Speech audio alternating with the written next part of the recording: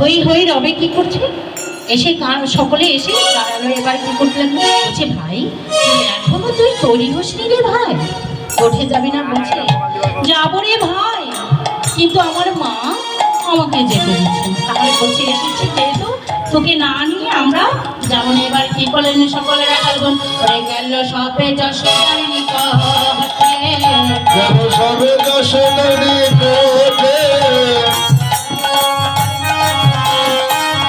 গেল সবে যশোদার নিকটে, প্রভৃতি করিয়া মাই করিছে রাখালরা, প্রভৃতি করিয়া কহিছে রাখালরা, কানুনে লইয়া যাব গোটে, কানুনে লইয়া যাব গোটে, সাজাইয়ে দাও মা, সাজাইয়ে দাও মা, কানুনে গোঠের দেশে সাজাইয়ে দাও মা, ভাইদাকে বলবে সে সাজিয়ে দাও মা, শুনি বলো রামের বাণী মূঢ়চিত নন্দরানী, শুনি বলো রামের বাণী মূঢ়চিত নন্দরানী, শুনি বলো রামের বাণী মূঢ়চিত নন্দরানী, শুনি বলো রামের বাণী মূঢ়চিত নন্দরানী, ভোলাইয়া পড়িল ভূতলে, ভোলাইয়া পড়িল ভূতলে, কি বলিল বলরাম বনে যাবে ঘনশ্যাম, কি বলিল বলো রাম বনে যাবে ঘনশ্যাম, রানী ভাসে নয়ন জলে, এ ভাসে রানী নয়নের জলে,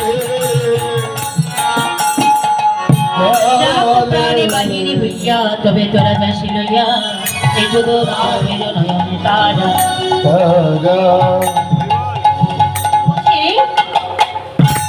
সকলে ডাকলে গো, মায়ের যখন এসে প্রণাম করছে, মা তুমি কি গোপালকে একটু মা গোঠের সাজে সাজিয়ে দাও, আমরা গোপালকে গোঠে নিয়ে যাব।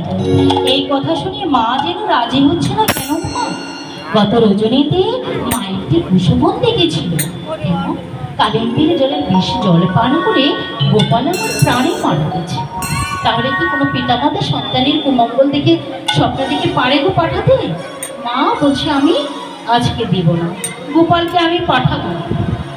তাই কি মা বলেন যে যাক প্রাণে বাহির হইয়া তবে তোরা যাস লইয়া, এই জন্য আমার প্রাণ থাকতে নয় রে, আমার প্রাণটা চলে গেলে তা হয় না।